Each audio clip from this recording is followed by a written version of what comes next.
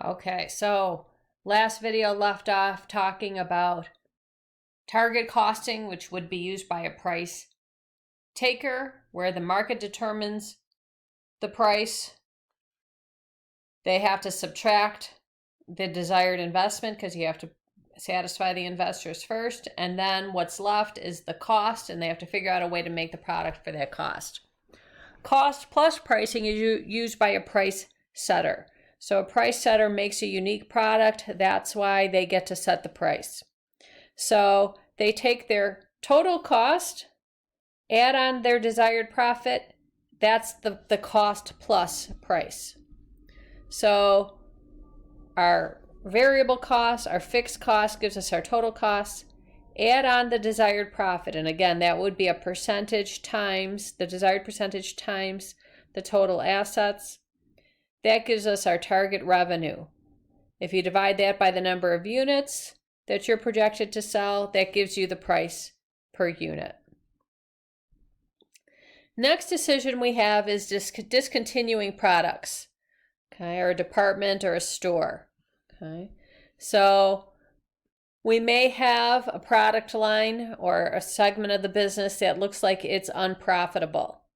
Okay, and so we may say, well, let's get rid of it if it's unprofitable. But some things we need to consider. Does the product have a positive contribution margin? Because we will be losing that if we discontinue it. Are there any fixed costs that can be avoided if we discontinue the product? Right? Will discontinuing the product affect sales of the company's other products? Right? The customers come to buy that product, and then they buy other things as well. If they don't need to come and buy that product, maybe they go to a competitor. What are we going to do with the freed capacity if we no longer are using part of our plant to make that product line? What are we using with that plant? Okay, so we need to look at the contribution margin lost, and we need to look at the fixed costs that can be avoided that are relevant. Okay, so this is what we will be looking when we do our quantitative analysis. So we take the contribution margin lost, subtract the fixed cost savings. That's the operating income that will be lost if we discontinue. Okay, so if the contribution margin lost is higher than the fixed costs, then we do not discontinue the fixed cost savings, then we do not discontinue. If we can save more in fixed costs and we're going to lose in contribution margin, that is when we discontinue. Okay. So that's basically what this decision tree is saying here. Lost revenue exceeds the cost savings, then don't discontinue. If cost savings exceed the lost revenue, then we do discontinue. So here's an example. We've got standard and deluxe. Someone who didn't know anything about managerial accounting would say, well, look at this. You're losing $6,000 of operating income with deluxe. Just get rid of deluxe and you'll have $48,000 in operating income. They probably would say, how hard is it to be an accountant? That's easy. However, they don't know what we know. And so if we look further, $10,000 of the fixed costs will be eliminated if the deluxe product line is dropped. So there's $20,000 of fixed costs. $10,000 will be eliminated, but $10,000 is going to stay there. So that's $10,000 of costs that are being allocated that are not going to go away, that are now going to have to be picked up by standard. Okay. So if we look at it, we want to take the contribution margin lost less the fixed cost savings. That gives us our operating income. So we can see we're going to lose $14,000 of contribution margin if we drop deluxe. We're only going to save $10,000 in fixed costs. So we're going to lose $4,000 in operating income if we discontinue deluxe. So we should keep deluxe. We should not discontinue it, right? Let's look what happens. The company total with deluxe came to operating income of $42,000. Because here it was with deluxe. But now, without deluxe, Well, just have the standard contribution margin, but now the standard's fixed costs are going to be 10,000 because they have to, will be 42,000. They have to absorb 10,000 of the costs that Deluxe was absorbing. Oops, that's not where I meant to go. So we can see the operating income is now going to be 38,000. It would decrease by the 4,000. And that's what we said here with our incremental analysis. Okay. Let's say this is our situation, but instead 15,000 of fixed costs will be eliminated if the Deluxe product line is dropped. 15,000 will be dropped. So the standard's only going to have to pick up 5 of these fixed costs. The other 15,000 are going to go away. So we're going to do our incremental analysis. We're losing 14,000 of contribution margin, but now we're going to save 15,000. So our fixed cost savings are more than the contribution margin lost. So if we discontinue Deluxe, we're going to gain 1,000 in operating income. So we should drop Deluxe. And if we look at it side by side, we only had to pick up, here's the company total without Deluxe, the standard contribution margin. Standard had to pick up 5, so their fixed cost went to 37. Now they've got 43,000 in operating income. So this is how we can see the gain of 1,000. So in that case, where 15,000 of costs would be eliminated, then we should drop Deluxe. So that's how you look at the decision to discontinue, right? You compare the contribution margin loss to the fixed cost savings, right? And in this situation, our cost savings is more than what we use in contribution margin, so it's good to go ahead and drop. The first example, though, the contribution margin lost was more than what we were going to save when we dropped it, so we should not drop it, right? So that's the next decision we want to look at is factor resource constraints when you have product mix. So if you have more than one product and we have a resource constraint, we have additional units of the resource, and we want to decide which product should we spend the resource on. Okay. So what constraints stop us from making all of the units we can sell? Okay. So maybe it's something having to do with capacity. Maybe it's machine hours. Maybe it's direct labor hours, right? You only have so many hours in a day. So when we have excess machine hours or excess direct labor hours, we have to decide where should we spend them. And we want to consider the highest contribution margin per direct labor hour or per machine hour.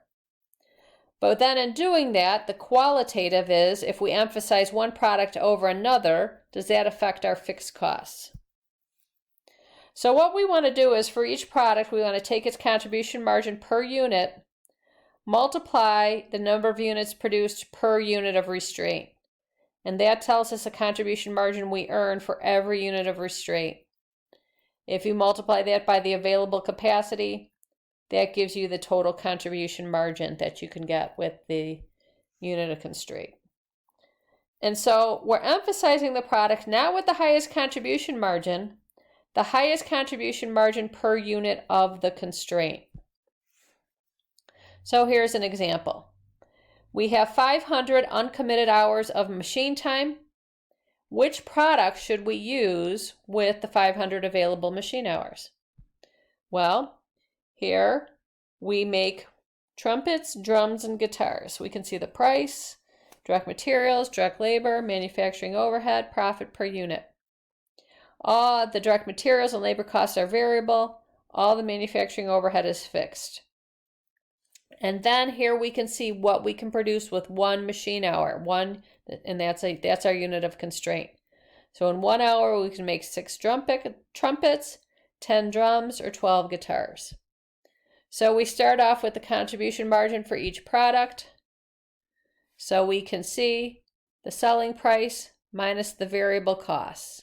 And here we can see the trumpet has the highest contribution margin per unit, but that's not our decision. We want to see what's the most contribution margin we can get in an hour. So we multiply the contribution margin per unit by the number of units we can make in a machine hour. We can only make 6 trumpets in an hour. So in 1 hour, we can gain 150 in contribution margin. We can make 10 drums in an hour, and since we're getting $20 contribution margin for each one, we're getting $200 of contribution margin in 1 machine hour. The guitars had the lowest contribution margin per unit. We can make the most in 1 hour, so their contribution margin is 180. It's better than trumpets, but it's less than drums. So based on this, if we have excess machine hours, we should spend them making drums. And that goes with the assumption that we can sell all the extra drums that we make. So this does get a little bit more complex. We're looking at it in its simplest form. The next decision we want to look at is outsourcing. Should we make the product in-house or should we buy it from a supplier? And so we have to look at, how do our variable costs compare to the outsourcing cost, the cost to buy it? Can we avoid any fixed costs if we outsource? Because those would be relevant.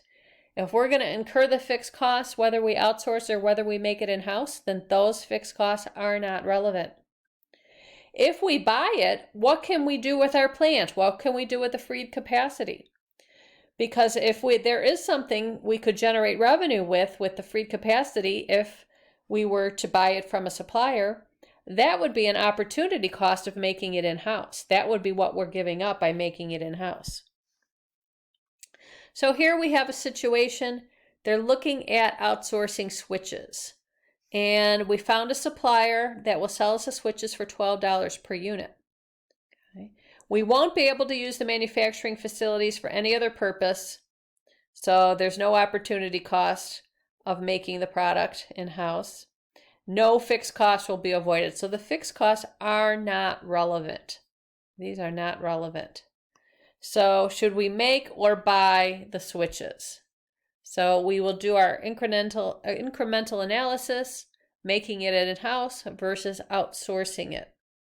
So the cost to buy the 100,000 switches, 12 times 100,000, is $1,200,000. That's what it'll cost us to buy it. What will it cost us to make it? The direct materials were $612. The direct labor was $136. The variable overhead was $68. And the fixed overhead was not relevant because we would incur it whether we made it or outsourced it. None of it would be avoided. So here it's a pretty easy decision. We should continue to make the product and do not outsource. Okay. Operating income will be $384,000 higher if we make it. Assume that $300,000 of the fixed costs will be avoided if the switch are outsourced. So we make $408,000, or we incur $408,000 of fixed costs. If we make it, we'll only incur $108,000 of fixed costs if we buy it. So that's a relevant cost because it differs between the alternatives. So now we need to factor in the fixed costs. And the fixed cost if we outsource will be $108,000. Okay. So now our operating income will increase by $84,000 if we make it in-house, but it's still going to be better for us to make it in-house. So again, we don't outsource because our costs are lower making it than buying it. Here's the third situation. If the switches are outsourced, the facilities could be used to generate additional revenue of $100,000. So that is an opportunity cost of making the switch. We are giving up the opportunity to generate this extra $100,000, okay, because we choose to make it in-house. And this is what makes the cost of making it more expensive. Our operating income will actually go down by 16,000 if we make it in-house. So we should outsource.